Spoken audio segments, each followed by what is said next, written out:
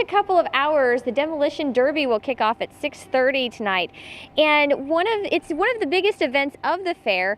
But what does it take to get the Demolition Derby on? What does it take to put a car together? I'm joined now by a guy who knows. This is John Bennett from Minden, and he has been driving derby cars and creating his own derby cars for 29 years. How did you get into this in the first place? Just coming to the fair and watching the derby as a kid, and thought I'd like to smash into stuff. And obviously it's a hobby that takes a lot of time and obviously lots of work and some money as well.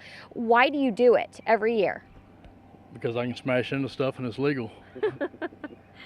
Well said. One of those things that you can't do anywhere else. You can't do that on the highways around here, but that's what's going to be happening tonight, banging into stuff all over the grandstand area here at the Adams County Fair. Coming up in about 15 minutes, we're going to show you what it takes to put together a car like this and what the rules are when you're hitting the track. Ooh, bless you. What would a county fair be without a demolition derby? Yeah, I don't know. It takes a lot of work to get those cars ready for the big night, and the drivers too. KHQA's Melissa Shriver is at the county fair as it wraps up today. She's got an up-close look at these special cars. Good morning. Well, we are talking all about this particular Demolition Derby car, and you know, we've talked about Demolition Derby drivers, what it takes to get these cars ready, and this, I would like to introduce you to John Bennett. Now, he is a longtime Demolition Derby car driver. In fact, you said you built your first Demolition Derby car when you were 14? Yep. So what does it take to find the right car for the right job on the field? Well, everybody's got their own preferences. I like older cars with long noses and short trunks. Okay, so whenever you're a Demolition Derby driver like yourself that's been doing this for 29 years, people kind of find you, don't they, to get rid of their cars? Yep.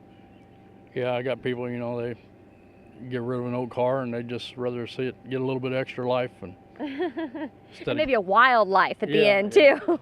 So what does it take to get a car like this ready for the Demolition Derby? There are rules, right? Yeah, there's a lot of rules, and you got to worry about a lot of safety.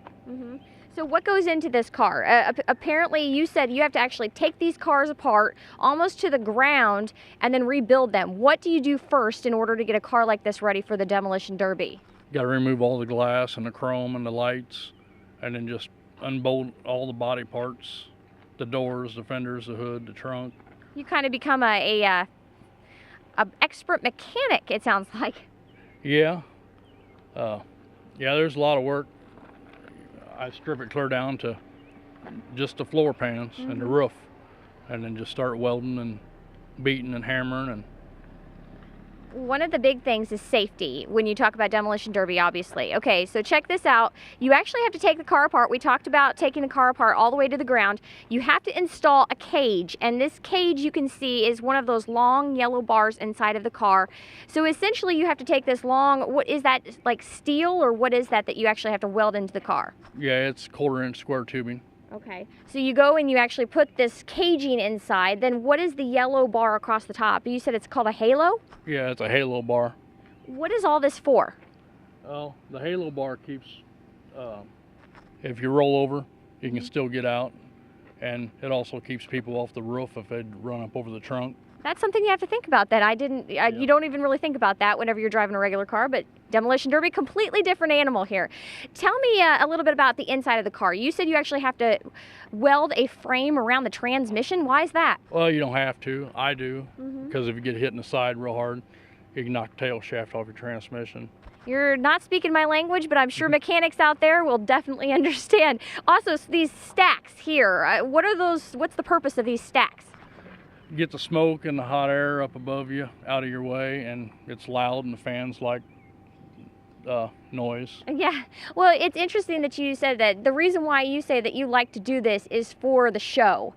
You said you've actually never won one before? Nope. What keeps you coming back to the Demolition Derby then? It's fun. And why do you do it for 29 years? Is it, you've talked about this before, but you get to hit stuff? Yeah, you get to smash into stuff and it's legal. Well, you heard it here. A sport that is fun and you get to hit stuff and it's legal. That all kicks off here at the Adams County Fair tonight at 6:30. Reporting live from the Adams County Fair, back to you. All right, thank you, Melissa. So now we've learned a little bit more what it takes to get the car in. Tegan's interested in driving. You still? Well, speaking of county fairs, the Adams County Fair wraps up tonight with its Demolition Derby. This morning we've been live here talking about everything from roosters to bunnies and even Demolition Derby cars. If you do plan to come out to the Demolition Derby at the Adams County Fair tonight, it starts at 6:30. And if you don't have someone to root for, look for 007 with a shark on top. That is the Land Shark. We've been talking to him today about how to put your Demolition Derby car together. You can find all that on YouTube later today.